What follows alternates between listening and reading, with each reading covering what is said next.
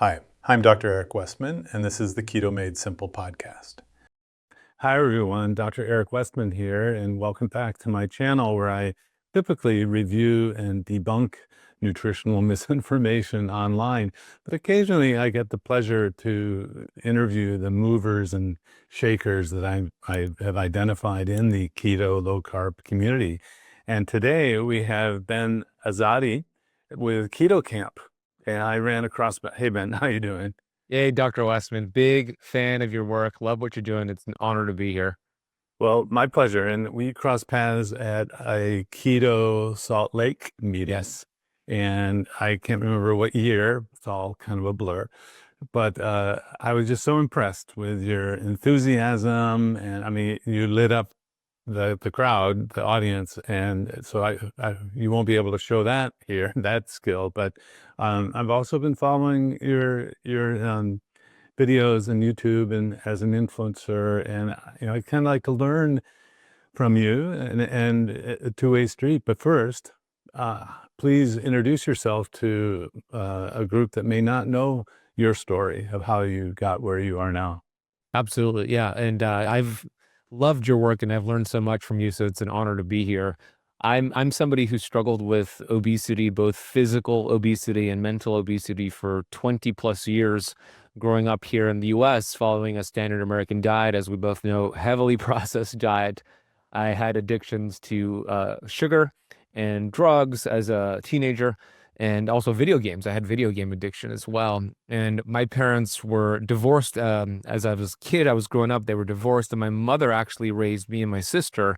She worked 3 jobs, and 2 of those jobs were at Kentucky Fried Chicken. So, she would trying to do the best she can do with her current level of awareness and means. She would bring home Kentucky Fried Chicken. So I would eat that on an almost daily basis, follow standard American diet. And I was very unhealthy as a kid, and nothing changed as an adult. I was in my early 20s, 23 years old back in 2007, where I found myself in a really dark place. Like so many people who are watching and listening, I felt hopeless. I felt inflamed. My whole body was inflamed. I had neuroinflammation, brain fog. I had pre-diabetes, high blood pressure, and I made my appointments with my doctor. I explained the symptoms to my doctor, and there was never a conversation about, let's discuss what you're eating, Ben, or let's discuss your lifestyle. Let's discuss a ketogenic diet or a low carb diet or these amazing tools that we have available. The questions that the doctor was asking is, what medication can I prescribe for this 23-year-old man? And he suggested a few, but I felt like I was too young to go on those medications. So I denied them at that time. And I knew I needed to figure things out at that point. 23 years old, 250 pounds. I was actually ready, Dr. Westman, to give up on life. And I won't go any further, but if you catch my drift, I was ready to just give up. And So common. I'm sorry to hear that, and so glad that your story is going to help so many other people who yeah, are in that situation. yeah, so many, because I felt hopeless. I felt like there was no way out. I was just tired of being depressed and inflamed all day. And I didn't, the only reason I stopped pursuing that path of giving up on life is my mom. I just kept thinking about her. I kept thinking about the devastation it would cause her, and I didn't want to do that to her.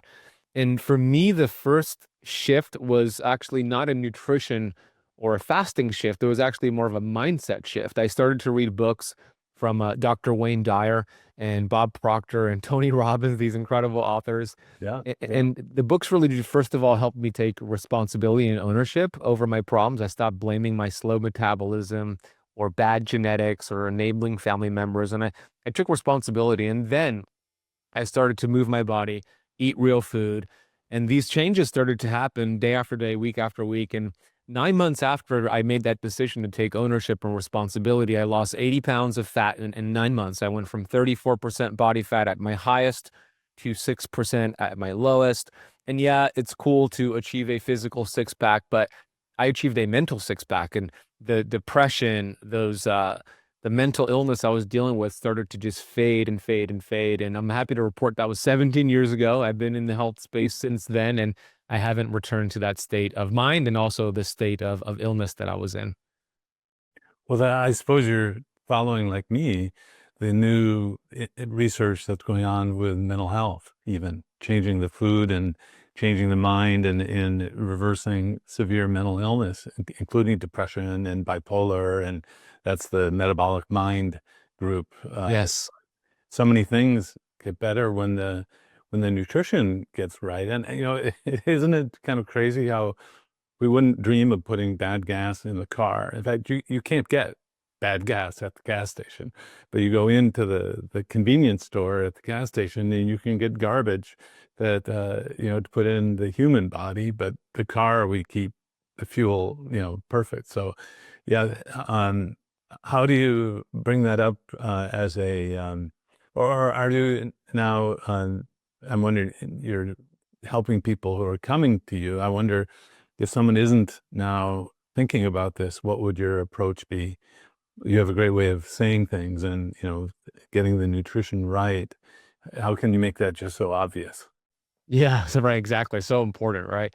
Um, yeah, for if somebody's brand new, just to get them into the door of this world that we live in, I think it's important for them to understand the differences between those processed foods, the cheap gas, as you referenced, versus real food. If we go to the supermarket, it's easy for people to understand this. When we go to the grocery store or the supermarket, and we look at whole foods like an avocado or eggs or beef, there's not an ingredients list because you get what you see. It's just the egg, it's the avocado, it's the beef. But when you go to the inner aisles and you start buying potato chips or things that are boxed and bagged, there's a whole list of ingredients, things you cannot pronounce. These, artificial ingredients, high fructose corn syrup, vegetable oils, and that is not real food. That is food-like substances. It's a Franken food. So the first step, I would say, all right, only eat single ingredient foods. Like if you can't pronounce it, if it has a list of 10 plus ingredients, red flag that it's probably not designed for human consumption. So that's a good starting point. And once the person makes that first little step right there, they'll notice a difference within days. You know this, Dr. Westman. They'll notice more energy, less brain fog. And then, of course, we start discussing macronutrients like carbohydrates and how that spikes glucose and insulin, and why over time you want to start lowering that and increasing protein and fat. But if they're brand new, I think the first step is to just read the ingredients label and not fall for the front of the label, which, as you know, these brilliant marketers make it look so sexy and healthy, and they're really not healthy for us at all. Or even have Tony the Tiger or Yeah, what? they're great. Well, so you could have chosen any one of a number of ways to lose weight, I think. That's the way I explain it to people coming to me. And so there's a weight loss phase and a weight maintenance phase in what obesity or diabetes treatment typically. What gravitated you toward a low carb sort of or keto and fasting and where you are now? Please continue that story. Yeah, yeah. I'm glad you brought that up because the story was not finished. It's interesting because I lost the 80 pounds in those 9 months, and I was a lot healthier. I was fit, but I still didn't feel optimally healthy. I didn't feel like I still had some brain fog, some digestive issues. So I had the appearance of somebody that was very healthy and fit, but on the inside, I wasn't really that healthy at a cellular level. And I hadn't done keto at this point. It was really exercising, eating real food, which works. It's a good first step. And I thought actually the next step for me to actually feel better was a plant-based diet. So I went full on with a vegan diet. I actually remember reading the book, The China Study, before I knew how to read studies and understand a good. It's not a prospective study. Exactly. I didn't get that though back then. This is 2011 or so. So I was really duped by that. Some documentaries that are out about like, the dangers of meat and how you're destroying the world and all the propaganda, but it got me. So I did a plant-based diet, and I did it for a year and a half, about 15 months actually. And I know I was very dogmatic about being a plant-based person. I was like plant-powered, hashtag plant-powered. And my health declined even more, actually. I was starting to be more inflamed. My recovery in between workouts were taking even longer. My sleep was bad. I felt awful. So I got lab work and it verified the way I felt. And my testosterone was low. Blood sugars were going back up because it was a high carbohydrate diet. And then in 2013, is when I just started to look at other approaches. I started to get into ancient healing strategies, ancient healing nutrition. And that's actually when I discovered you, Dr. Westman, and your great work on low carbohydrate diets and a ketogenic diet. And it was really fascinating when I started to learn about keto, because I discovered that technically it's not even a diet, it's more of a metabolic process, right? And it's not new, it's just new to some people, or nuanced, but it's been around forever. And all of our ancestors were in this metabolic state. Babies are born in this fat burning state.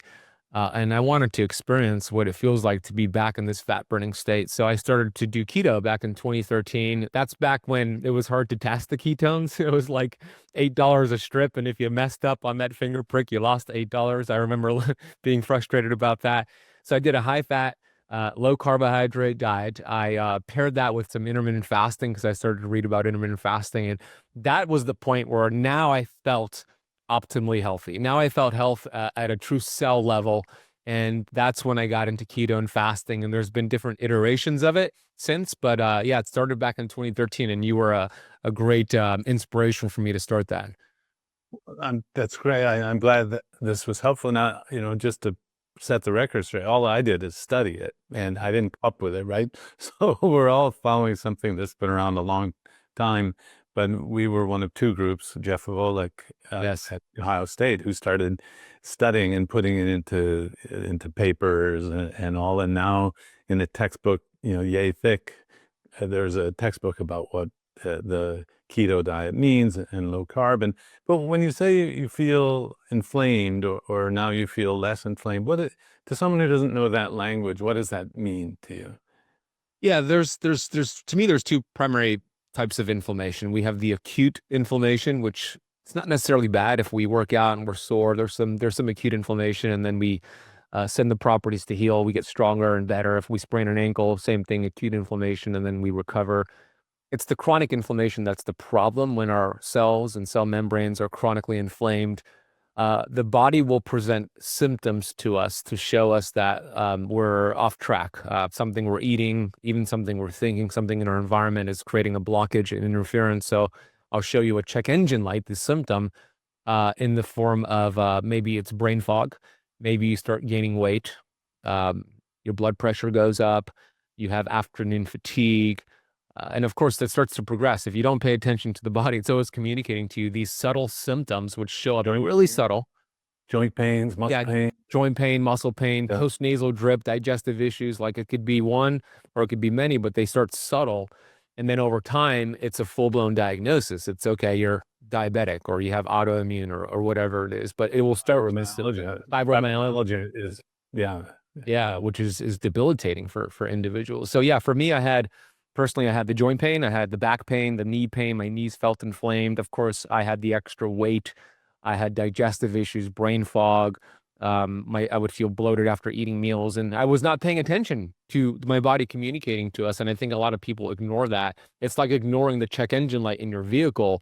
It's there for a reason. Like, thank God there's a mechanism in place to show you that there's something off. Take your car to the mechanic, or figure out what the cause is. So I think those symptoms are gifts. I don't look at them as something that's evil. And I'm actually grateful for the symptom, because it's your body's way of communicating to you. And so along the way, were you getting support from family, friends? There's often a story about sabotage, or people saying you're killing yourself, or was your family supportive of you? Well, in general, they were supportive, but they were not necessarily on board with me eating a ton of fat and meat and fasting. My mom still doesn't like the idea of me doing a lot of fasting. So, she's supportive, they're supportive, but friends, not so much. They're going to make some comments, because when you start to change, I think you become a threat to people in your life who are not changing. It kind of points a mirror to why they're not changing. So the old version of me was the Ben who would show up to the party and eat the chips and the pizza and drink the alcohol. The new version of me was not eating that or drinking the alcohol, and that makes them feel uncomfortable. No, you're no fun. Yeah, you're no fun, right? It's like, oh, that's no fun. Why don't you live a little? Well, actually, I want to live a lot. I want to live a long, healthy life, not just a little bit. So it's just different. it is very different. Yeah. So it's important to have community, like what you do with your community, or that you have online, and any community, in person, online. It's so important to have that, because if you don't have that conviction, or that community supporting you, and your friends start to make comments, your family members start to make comments, it could convince you to stop doing what you're doing. It could Absolutely. sidetrack you. So community is very, very important. Yeah. Well, now I wonder what your background is or was. And I say that because at first, we look to doctors for nutrition information. Oh, wait. Doctors get no training in nutrition. So, like you say, most doctors just prescribe the medication. And so many, but many doctors who come to this space have fixed themselves and then talk about how the medical system wasn't very helpful for them, which gives me to the point where we need non-doctors to get into this field and space and teach. And so I don't say this in a pejorative or demeaning way. It's awesome to see you doing what you're doing. What was your background, and then how did that lead to Keto Camp? Yeah, and there's kind of a benefit to not being a doctor. I don't have to unlearn a whole bunch of stuff. uh, this, Well, but a lot of doctors had no nutrition training at yeah, all. that is And true. that Yeah, they stuff. barely get it. Yeah. Yeah. So in the beginning, it was self-learning, reading books, reading some of your research and other literature out there, and then eventually I got certified with Functional Diagnostic Nutrition (FDN). So I'm an FDNP, which stands for Functional Diagnostic Nutrition Practitioner, which is a long way to say I am a certified health coach. And in 2018, I I'm not sure if you're familiar with Dr. Daniel Pompa. Does that name ring Yeah. a bell? Okay. So in 2018, I started to get mentorship from Dr. Daniel Pompa. He had a program. He still has it. It's called a platinum program, where for many years, he's trained hundreds of thousands of doctors on his protocol. And he made an exception for me, a non-doctor, to join his group the first time ever. And we started to, well, we do case studies every Tuesday. We hop on a Tuesday call on a Zoom, and we're looking at lab work, we're looking at research, we're looking at case studies, and we've been doing that every Tuesday since 2018. So I learn a lot from their patients, the clients I've worked with one-on-one, my programs, and my own personal experience. So yeah, that collectively, that's kind of my background and how I've learned, and I'm continuously learning, unlearning, relearning, and I think that's the name of the game, to unlearn and continue to relearn. Yeah, so the credential, getting an extra nutrition, I think is really important. If you're going to be spreading messages into people's lives that aren't the same as yours, right? So on my channel, I always recommend consider the source.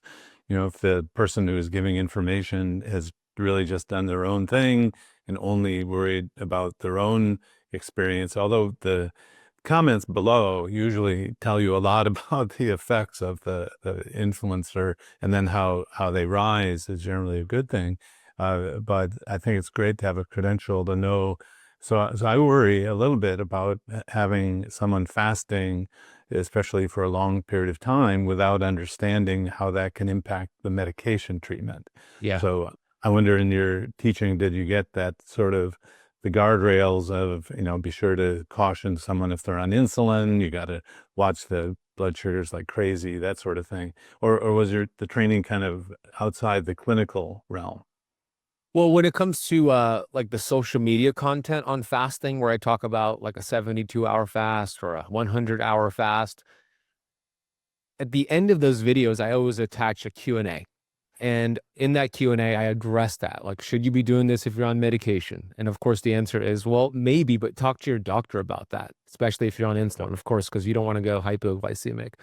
Yeah. Unfortunately, not everybody watches the whole video to get to the Q&A. So some people get there, some people don't. Now with my short form reels, it's hard to address all of that. So we'll get Yeah. comments, and I'll get direct messages asking me about that. And my answer is always talk to your doctor. If you're on any medication, talk to your doctor before making any changes, especially doing this really aggressive fast. Now, if they're working with me in my programs, that is something we work directly with that prescribing doctor. It's a must, because fasting for 3 days is a very powerful tool, incredible. If you're on medication, I mean, there's going to be some changes happening in those 3 days, and you want to make sure you're monitoring those glucose, the ketones, and those meds to make sure you're not hurting yourself. So if I'm working with a person, that's obvious and that's clear. But on social media, it's hard to get that message across to everybody. Yeah. Well, so one of the ironies or just the realities is a doctor might say, "Oh yeah, go ahead and do that," because they have no understanding that you Yeah. might need to drop the insulin on the Oh, first day in half. So, but that's good to know. Now, let me put things in the different way. Um, we're learning from social media and as a grassroots movement. You've learned from people you've coached and people you've helped. So tell me the breadth or the growth of Keto Camp and how many people you've taught and influenced. yeah, yeah, it's been fun. In 2018 is when I actually created Keto Camp. I got into keto in 2013 and I loved it, but my company back then was actually called Shred Fat Incorporated. It was all about fat loss, and I actually changed the name to Keto Camp, Camp with a K, in 2018. That's where we changed the channels. We started the YouTube and the podcast, and we created some courses, some online courses like the Keto Camp Academy, and I've taken about 7,000 people now through different keto protocols, fasting protocols, and it's been interesting to see their data. It's been interesting to see who gets quick results, who struggles, what are some of the roadblocks for people. So outside of that, that's in a group setting. I've worked with them, but in a one-on-one setting, a couple hundred people over the years I've worked with one-on-one, ordering labs, looking at labs, seeing what's working for them, against them. So it's been cool to see that data. It's been cool to get the data from the doctors group, Dr. Pompa's group that I'm with, because that's like tens of thousands of patients that they have, clinics all across the US. And then just get that synthesis of that information and apply it to the next people, the next person that I'm working with. And it's cool. It's cool to get that data. As you know, data is so important because we start to see trends. I start to see, I'll give you a couple of trends that I've personally seen. I'm curious to see some trends for you as well. One of the trends I've started to notice is when somebody goes from burning sugar, like 93% of Americans who are sugar burners, and we transition them to burning fat and getting fat adapted, um, the trends that we started to see is loose stools and diarrhea. And then we determined, okay, what can we do to fix that? And when we start supporting the liver with either supplementation or like ox bile supplementation or increasing like bitter rich foods or doing other things to support the liver and allowing that liver to produce more bile flow, healthy bile flow, and breaking down those fats, we notice the loose stools and the diarrhea go away. So one of the recommendations we suggest right off the bat, even if we don't know if they have a sluggish liver, is to support the liver that first week. Keep your electrolytes up that first week. As you lower insulin, we want to keep those electrolytes up. And just those two things have made a huge difference during that initial transition from sugar burner to fat burner. That's fascinating because that's totally different than my experience. Oh yeah, tell me, what's your experience? So just the tactic that to get on the same sheet here. So I let people eat unlimited amount of meat, poultry, fish, and shellfish, and eggs, and then they can have sugar-free things. You can even have diet sodas. I'm not super clean still. I'm not convinced that you have to do that. And then in a recommendation, super clean. And then, but I ask people to have 2 cups of leafy greens and 1 cup of a non-starchy vegetable every day. But then that's really kind of the main food intake. And what most people tell me is they get constipation. Ah, Most of the people tell me they have less frequent bowel movements. And then, the electrolytes for sure, if someone has constipation or muscle cramps, I recommend those, but only after the fact. But, it finally dawned on me that, I didn't create the system. I studied it. And Dr. Atkins used the system that I'm using and studied. And I think it corrected a few things that the internet keto out there, or even carnivore, the things that you may see there. And so it's interesting because I rarely see diarrhea. If it's diarrhea, it's medium chain triglyceride oil or coconut oil or butter in the coffee or metformin that lingers on with nausea. So and diarrhea. So that's an interesting difference. So are you recommending the kind of new keto MCT oil or other sort of fat supplementations? I like the idea of adding some fats for some people.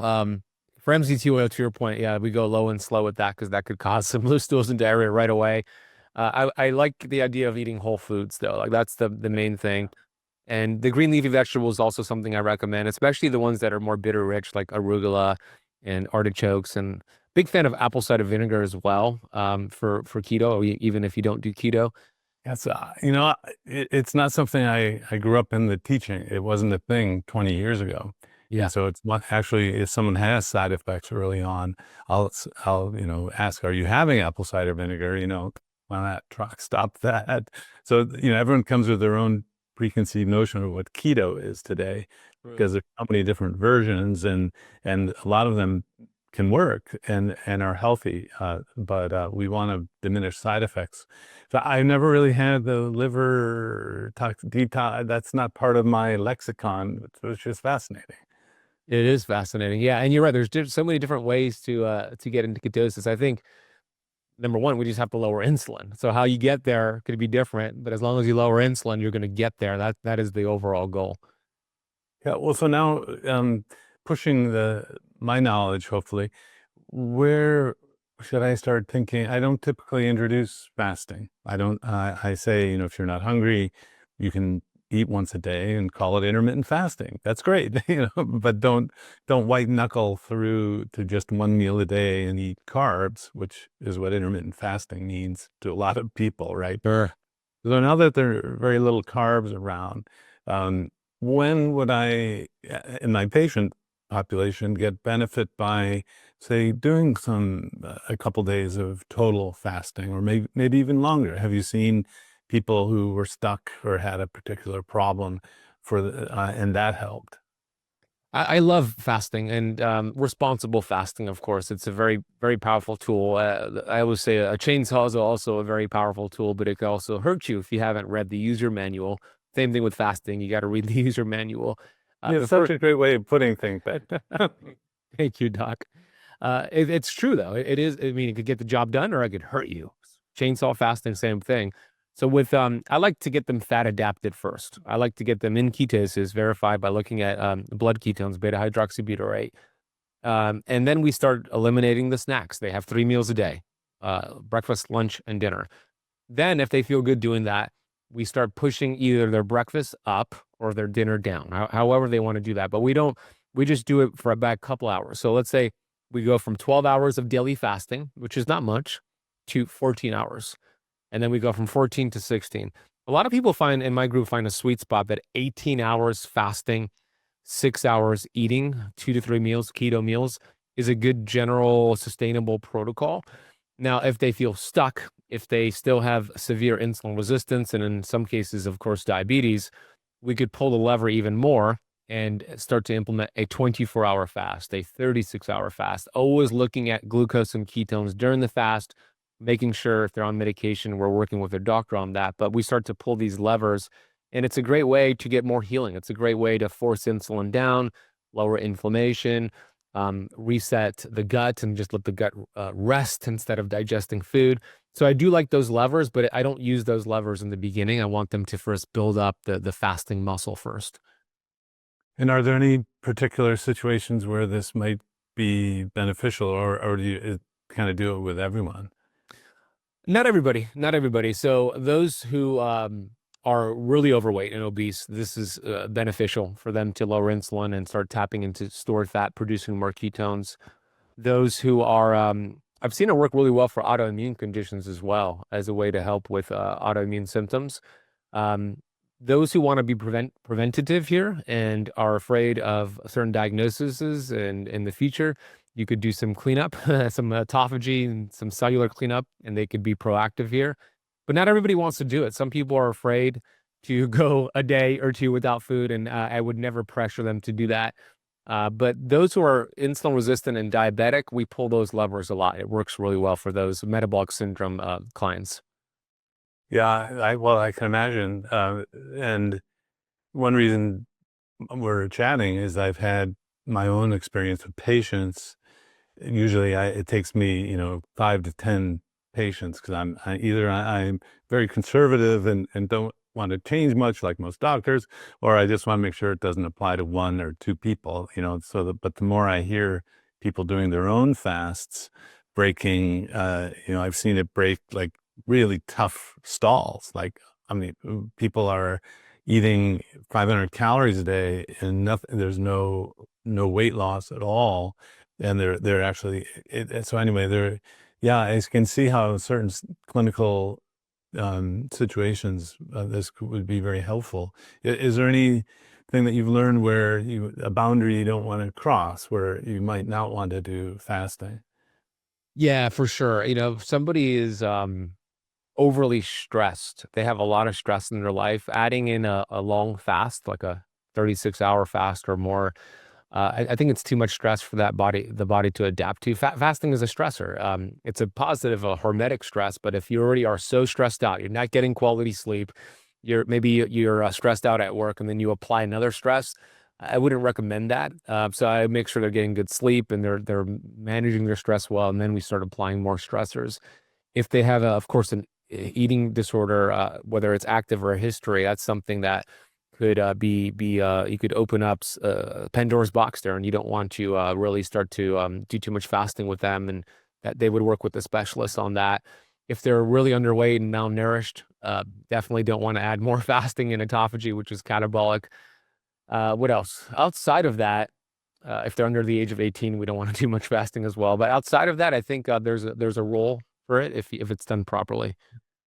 Yeah, well, I'm not even sure the 18 thing applies, Yeah, but that goes into pediatrics, and they correct. have their own pediatricians have their own mental blocks on using diet as a tool. In my area, it was some years ago, but the pediatricians were worried about a low carb. Well, it was called Atkins at the time. So, but they were getting involved in a study of weight loss surgery for their pediatric patients. I was like, no, this Of this course. doesn't compute. And here's surgery risk, and here's changing the diet risk. So, Crazy. well, so you mentioned that term that most of my patients don't know about, that term called autophagy. Yeah. There's even a journal of autophagy now. It's been around for a long time, and it's in the research world and in the keto verse. We talk about it, but what is autophagy, and how can you make access to it? Why would Yeah. want? Yeah. Autophagy.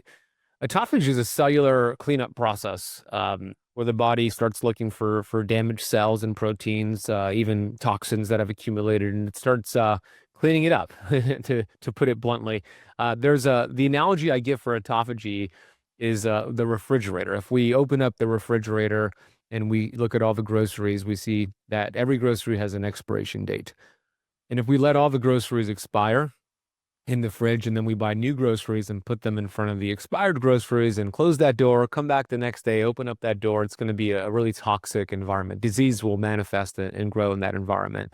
The human body is kind of like that refrigerator. We have cells that have expiration dates. Autophagy is the process of cleaning out the expired groceries, cleaning out the cells that are dysfunctional, the mitochondria, this mitophagy, which we are cleaning, fixing up mitochondria that are not producing energy well. And it happens autophagy is happening to a certain degree probably all the time, but when you eliminate food by doing fasting, you really start to enhance autophagy. When you exercise and strength train, you also enhance autophagy. There's some things in the scientific literature I've seen with called senolytics, different foods and ingredients like extra virgin olive oil, turmeric, and different mushroom extracts that also could enhance autophagy. I like getting it through fasting and strength training, and it's a great way to just clean out the junk. It's a great way it's like Pac-Man cleaning out the junk within your cells. And the human body is so sophisticated because if the cell has no function, it's a senescent cell, also called the zombie cells, then the innate intelligence, that inner physician in the body, will activate or send a signal for apoptosis, which is programmed cell death, where it will actually get rid of that cell. It has no function, and then it'll produce a new cell, a stem cell. And that stem cell could be used for healing in the liver and the brain, the kidney. It's really cool. And a lot of this is happening during longer stages of fasting. So, yeah, that to me is what autophagy is. I hope I explained it good for your Yeah, audience. Yeah. yeah, that's perfect. And so when you come to a diet like keto or very low carb, or it could be other sorts of diets that keep the insulin low. These are called fasting mimicking diets. And that it was told to me, gosh, 20 years ago by the researchers from the last century. They call the keto diet the fed fasting. And like, what's that? What's fed fat? Well, you're actually getting the ketosis, the fat burning of fasting, and yet you're eating. So think of it as fed fasting. And so now I'm very curious as more light gets shined on the low carb keto metabolism, how much autophagy happens just when you're doing keto and you're eating. So, and the best I can tell, there's some mouse studies that are out there, and those are a great start. But I bet those who follow low carb diets are getting autophagy. It's just hasn't been measured yet. And so I wonder, do you really need to be fasting that long to get autophagy? I bet something's going on, even as we are eating a fed fasting sort of diet. But have you run across any science in that regard? It's a good thought. It's a great question, and I would be inclined to agree with you because you're keeping insulin low, and that's when insulin is high, autophagy is in decline. It's this inverted relationship, and you can look at glucose for that. That glucose could be a good gauge during your ketogenic window, your eating windows. I like the idea of this fed fast because it makes sense to me, Dr. Westman, because you're that was Ollie Owen, who Ollie Owen, yeah, worked with George Cahill in the 1970s. I mean, this is going back to Steve Phinney era, where he was the only one really talking about keto diets. And sometimes those early researchers have an angle that I'll never forget. That he called it fed fasting. I'm never going to forget it either. It makes sense. And yet the feeding might turn off some autophagy. So I would really love to see someone examine that difference of allowing yourself to eat while you're in ketosis, nutritional ketosis, versus total not eating. The group, Walter Longo in LA, he just doesn't understand the ketosis element. He came to it through high carb diets, and plant-based, yeah. Vegetarian, yeah, plant-based. So he's not going to understand that, but folks like you can. And yeah, no, it makes sense. I ask you about, have you run across any science? Because I have patients bringing in research I can't keep up anymore. 25 years ago, we were the only one who published a paper, so it was easy to keep up on the literature. So, and how would you measure? But so here's how do you measure autophagy in real life, right? Yeah, you really can't. Yeah, some of the studies I looked at, they measure autophagy in the lab, looking at the LC38 protein. But how are we doing that at home? I like Dr. Thomas Seyfried's kind of gauge for that with the glucose ketones, and when we see glucose drop, blood glucose and blood ketones go up. That's a good gauge. I wish we had. I know we have continuous glucose monitors, which are great. I wish we had a continuous insulin monitor because I would love to look at blood glucose, blood ketones, and then blood insulin. And I think looking at those three metrics would give us a good idea if we're getting autophagy or enhancing autophagy or not. Yeah, that's a great idea. Occasionally I get a email about a company doing some insulin metric, trying to find a better way to get it measured, but still I think it's a blood test sent to the lab. Yeah, right? it's a finger prick. Yeah. Oh, you can measure fasting insulin with a finger prick. Yeah. Yeah. Okay. But there's not a continuous. That would be amazing. Yeah. For all the folks who've never changed their diet, their blood glucose may be normal, but their insulin may be up here to keep the glucose down, right? Right. Even someone who doesn't really want to change, well, my glucose is normal, and then we have to explain, well, but what about your insulin level? And then it's, well, none of my other doctors have asked me to do an insulin level, and they have to explain why they are not in tune to that either. But well, So yeah, I wanted to make sure we talked about autophagy and well, then I kind of need to end on where are the studies? I mean, so when I saw Dr. Fung, Jason Fung, whom I met several times and I've interviewed and started going off on the fasting treatments and all, I'm at Duke University where, my colleagues are, like, well, no one really has come to my office to say, where's the paper of what you're doing? Because I've kind of lobbied them as the years go by, if a new paper comes out, I make sure it's on the desk of the people who are working around me. But so the carnivore or even total fasting for, longer than a day or two, what's the clinical research to support that? For now, this is more for a safety kind of Mhm. guardrail. Yeah, no, it's a good question. I just want to add to what you said about the insulin, and then I'll be sure to answer your question. I think what you said was so important with the insulin piece. It's spot on. I have a new book, a new book that just came out last week, Metabolic Oh, Freedom. great. Yeah, Congratulations. thank you, thank you. You know all about that. You've got some. Yeah. That's so this just came out with Hay House last week, just a few days ago. Dr. Fung actually endorsed it. Dr. Eric Berg, I know you're friends with, Yeah. and Like that.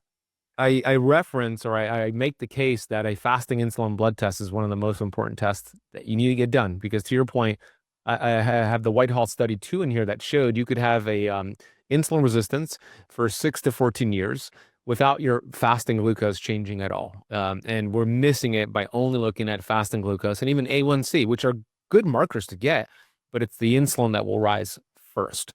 And it's not an expensive test. If you have to pay out of pocket, it's a very inexpensive test, but it shows you how sensitive or insensitive you are to insulin. And personally, I want to see my fasting insulin between 3 and 6. It's always 3.3, 3.5. I want to see it between 3 and 6. And if it's higher than that, that's a problem. And that reference range that comes back from the lab is between 3 and 28. And if it's 17 or 22 or 14, it's not being flagged as being a problem. But to me, that is a problem. So I love that you brought that up. It is very important to test your fasting insulin. I recommend that to all of my clients, and I personally do it every 6 months as well. Now, with the study, So, yeah, go ahead. so that normal range that doesn't flag high insulin is, of course, the normal range of carb eaters. So Mhm. you have to be careful That's right. when you look at lipids and even A1C, I think sometimes is a little high compared to carb eaters, which is hard to explain. We'll figure that out one day. But Yeah. uh, anyway, um, so back to the The lack of fasting studies. published Yes. data, so Yeah. a well-intentioned, even me 25 years ago would say, "Where's the paper? I can't, as a doctor, prescribe this." Yeah. So there are some studies. I know the New England Journal of Medicine in 2019 came out with a really comprehensive study on the benefits of fasting, saying it should be the first line of defense for metabolic disease. And I love that. It showed that it enhances autophagy, lowers mTOR, lowers insulin. That was a really good study. We need more like that.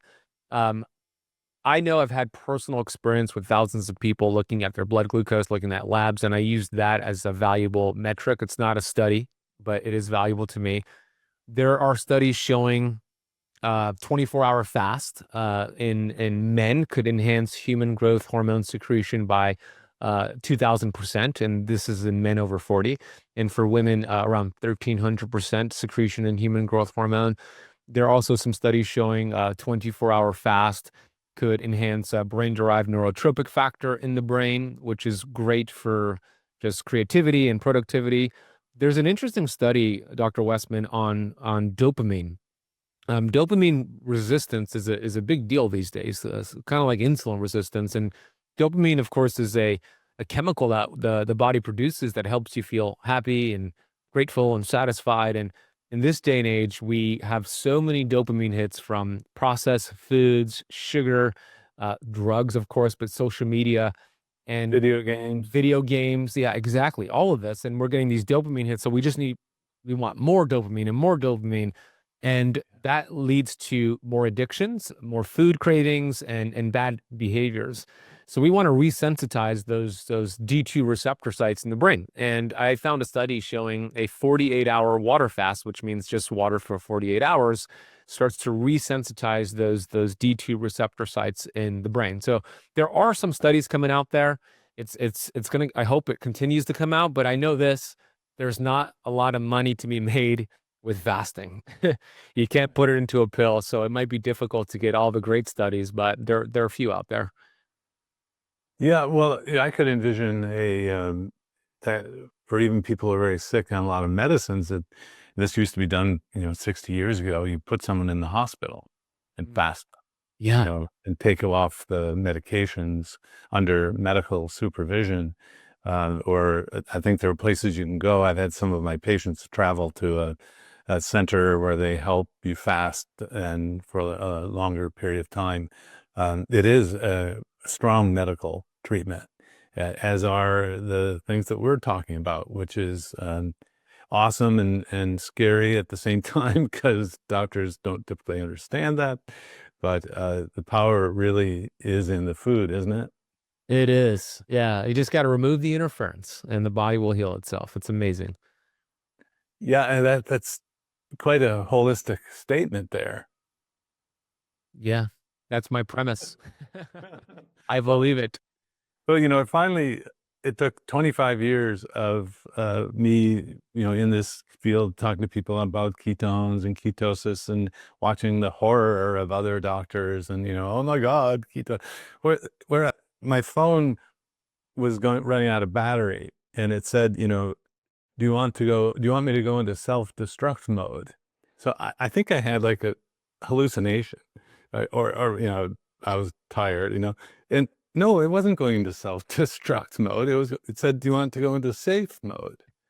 So the idea that after a day or two, everyone goes into nutritional ketosis and burns fat because that's what we store on our bodies. Yes. The idea that this is not natural or even kind of safe is the wrong way to look at it. Mm-hmm. Yeah. 100%. And well, that's the paradigm these days. We have been led to believe that we need food for energy. We need carbohydrates for energy. But to your point, we have body fat for a reason. Well, and if all of the work that we did is now just brought you to be able to use this without worry, then we've done our job. Well, you've done your job, Kind Doc. of like, well, that I love it. And I'll never forget. And I hope to see you present again. The presentation at Keto Salt Lake, I think it's on YouTube somewhere. Yes. You could Yeah. find it. Awesome. And show me your new book. I'll get it straight away. Metabolic Freedom, 30-day guide to restore your metabolism, heal hormones, and burn fat. So it just came out literally 6 days ago. It's available at all bookstores, also hardcover, Kindle, Audible, and Spotify. I narrated it myself. We already sold 15,000 copies in 6 days in. Number 32 on Amazon out of all books, 33 million books. So the message of metabolic health is getting to the mainstream. I'm really excited about that. And how do people find you in other venues? Yeah, my website is benazadi.com, and I have my YouTube channel, as you referenced, which is also a Ben Azadi on YouTube. And I have my podcast called the Metabolic Freedom Podcast, which I would love to have you on my podcast, by the way. So those are the best places to find me. Awesome. Thanks for taking time today and keep up the good work. Thank you. You've been an inspiration. It's an honor to be on your show, Doc. Thank you so much, Dr. Westman. My pleasure. Take care. If you enjoyed this video, consider joining our YouTube membership for early access and exclusive live Q&As with me. Just click the join button below or support us with a PayPal in the description.